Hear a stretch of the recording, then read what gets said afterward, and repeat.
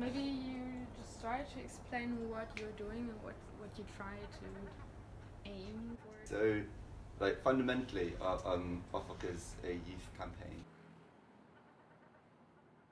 Did you get in touch with Will? I tried to show him. Oh, is he still having a meeting? I don't know. Let me just message him quickly.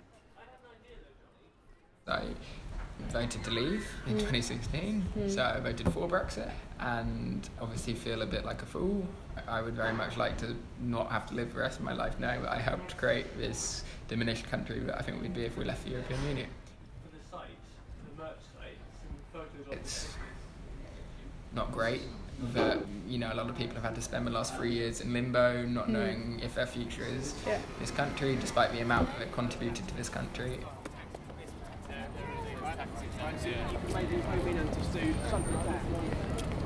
So I've now got £10. At the time, I thought that we should leave this old bureaucratic bloc that decided way too much of our laws without giving us enough of a say, and the alternative was doing trade deals with countries all around the world, Australia, America, India, China, all the fastest growing economies. And I thought that was a better future for Britain. We could take back control, words of the trade, of the laws, the immigration system, and I thought, you know, why not? But the reality is that it's far more complex than anybody, Leave or Remain, thought it was in 2016.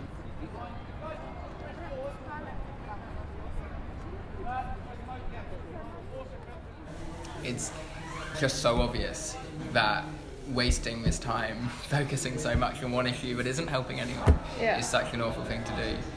And the quicker we realise that people make mistakes all the time in life, and this is a mistake we've made, and the best thing to do is to, when you're in a hole, stop digging, and we need to stop digging.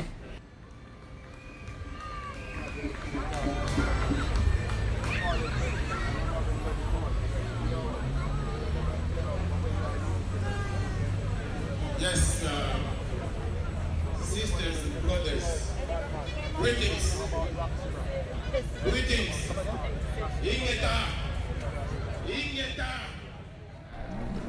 During the referendum, there was a lot of debate about Turkey, and one of the main arguments the Leave campaign used was that if you stay in, Turkey will soon join the European Union, and then the Turkish population will soon have access to Britain because there's free movement within the EU.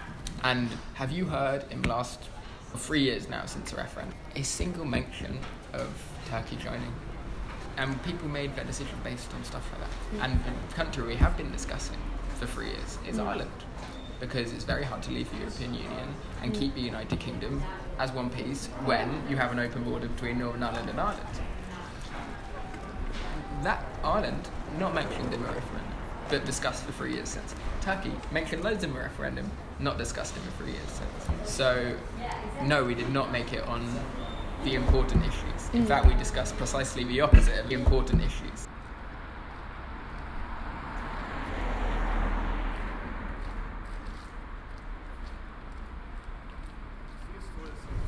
And now we're told that revisiting these issues and how we made this decision is totally undemocratic. Meanwhile, the next Tory Prime Minister is elected by 0.25% of the population. Generally, it's elderly people who are members of the Conservative Party. So it's the votes of a minority of the old who is choosing a Prime Minister who will force Brexit on the young. It's third world stuff.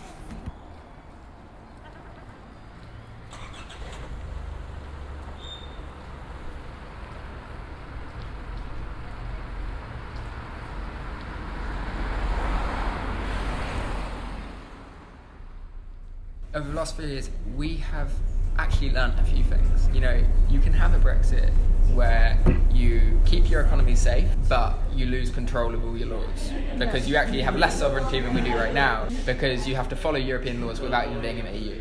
So there's a soft Brexit, and then there's a harder Brexit, where your economy tanks, but at least you take back control of your own laws. And then there's Remain. Now, at the time of the referendum, we were told that we could keep a great economy and take back control of our own laws. Yeah. You can't. You have to choose. So now we kind of know that, and it's very clear to people that there's kind of two types of Brexit and Remain.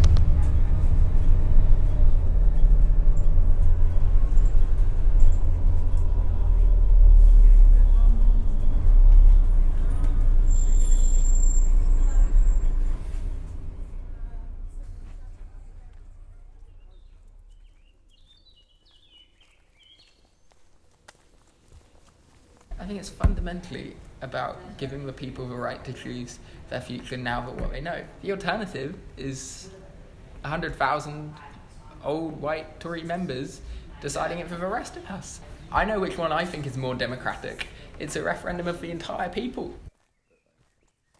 And here we've got, this is signs that we're going to have behind Boris Johnson when he came into a leadership bit. We're still holding on to them because they're going to be useful at some point. That. Do you maybe hold them for me for a picture? You want me to hold a sign that says selfish? Yeah. Great. This can never come back. This is, can we get, wait, let's have a look. Is there one there?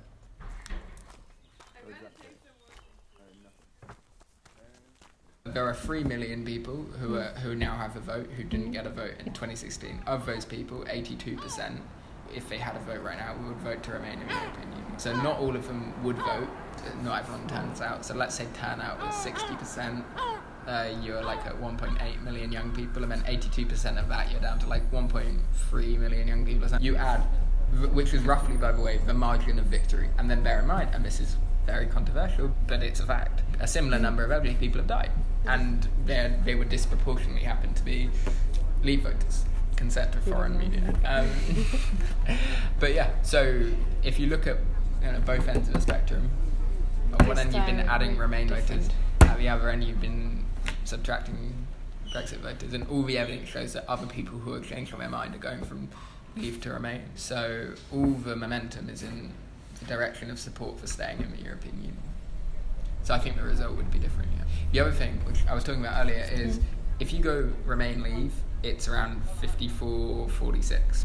But if you go Remain versus a specific form of Brexit, Theresa May's deal, we win 65-35.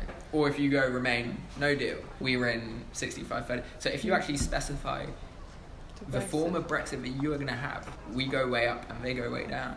And that's really important because Brexit doesn't come as a theoretical package. It comes as a genuine, real, specific form. You can't take it as in theory. We should never have another referendum where you're being asked about the theory. We should only have a referendum where we're asked about the implementation of this. Yeah. In those polls, we do far, far better. So I think the result could be quite different.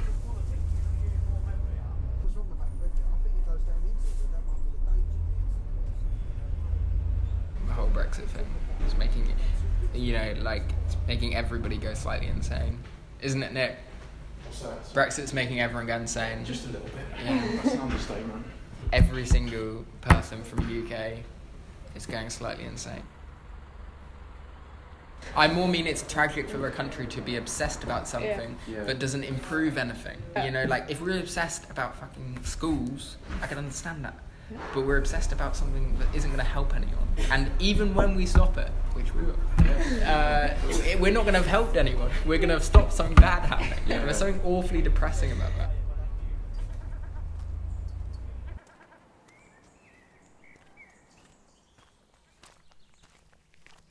If we woke up tomorrow and it was on the radio and it was, Brexit's disappeared, okay, nobody can find Brexit, Brexit's gone forever, there's nothing we can do, there'd be some people who are disappointed, but people on the whole would be so happy. Even, I know Leave voters who think it's a good idea. They want it over, they want it done, and they honestly would rather remain than another year of this stuff. Could you summarise in a single word, Charlie? What does Brexit do to the UK? I'm only allowed one word. What did other people say? I didn't ask the question first. It's his question. No. I'm now conducting this interview. Chaos. Perfect. That one, yeah. Chaos. I think that's true. Yeah. It's actually, chaos is great because in 2015 there was a general election, and a phrase came out of it where the Labour candidate was called Ed Miliband, and the Tories basically said you can either vote for chaos with Ed Miliband or you can vote for strong government with David Cameron. And now there's obviously the last 3 years have been utter madness, and as Charlie so aptly summarised, it's been chaos. So there's a lot of people, especially young people, who are now saying I voted for chaos with Ed Miliband, not chaos with the Conservatives.